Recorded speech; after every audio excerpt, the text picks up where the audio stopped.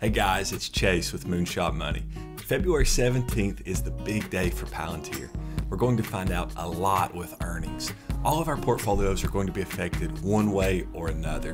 Just like the song says, what the world needs now is love, sweet love, and Palantir. Let's dive in and talk about it. Are you ready? Let's go.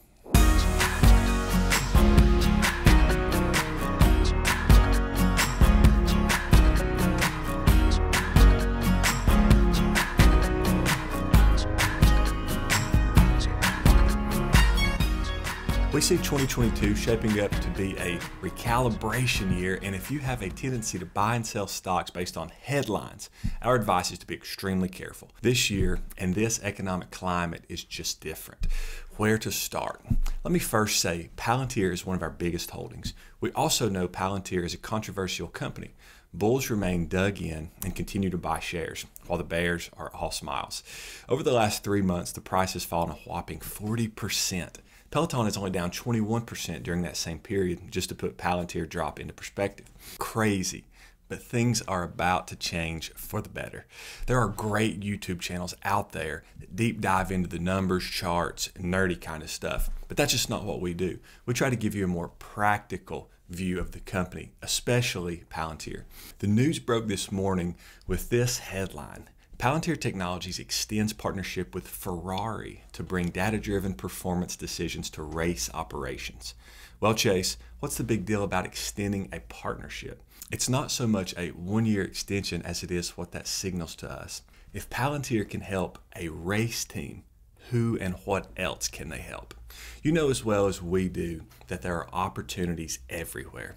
Think about how municipality governments seem to struggle with garbage collection, police departments, road, water, and sewer departments. Could a scaled-back modified Foundry version for city and county governments work? You bet it could. We just experienced a check fraud situation in one of our businesses where someone intercepted a check to a vendor, forged 5 copies, and cashed them in another state. Could Foundry for financial institutions help? Most certainly. Opportunities are everywhere for the thinned-down, scaled-back version of Foundry. It's just a matter of time. Salespeople, demonstrations, word of mouth, advertising, etc., etc., etc. before Palantir is helping the world.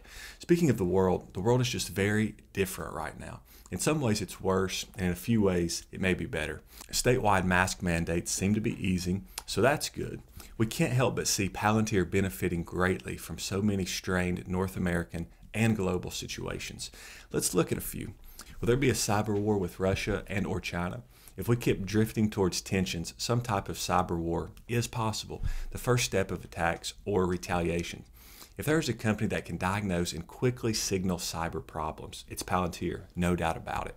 We certainly hope no new cyber attacks ever happen, but if they do, Palantir will be called on early and often and benefit from the chaos. The national supply chain pressures have eased up a little, but data from ongoing supply chain problems could be interrupted and assisted by Palantir. To be able to interpret all the data points from ocean, air, rail, and truck transportation, port deliveries, warehousing, distribution, etc., would streamline the supply chain pain points and bottlenecks. Supply chain management is difficult, vast, technical, and utmost importance to all of us. Good for Palantir.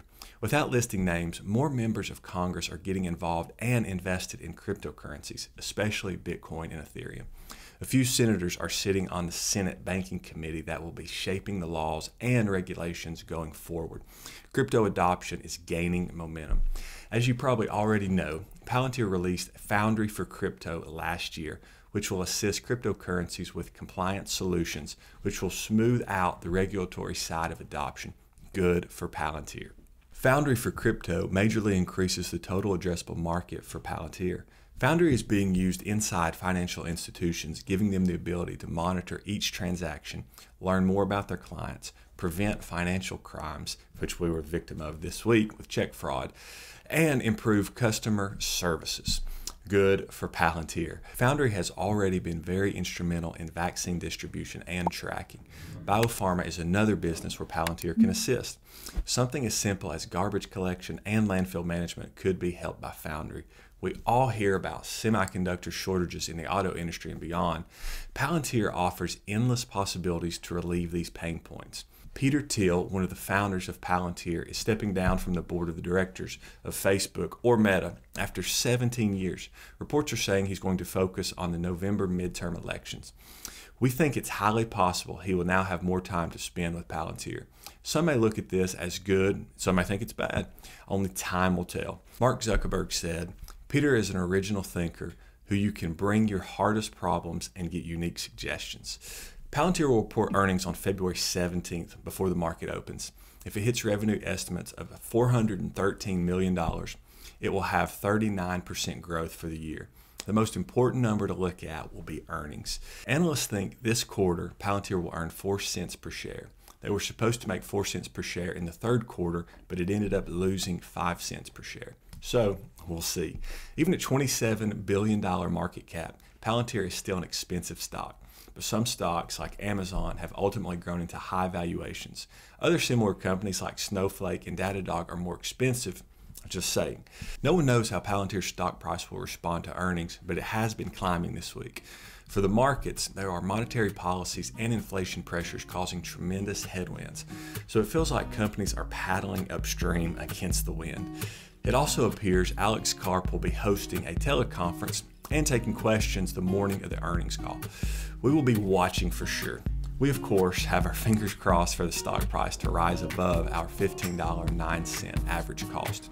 This video is not investing advice. Make sure to leave us a comment down below. We'll respond to you ASAP. Earn more, save more, invest more, and give much more. Check out one of these great videos here, and we'll see you in the next one. Have a great day, guys.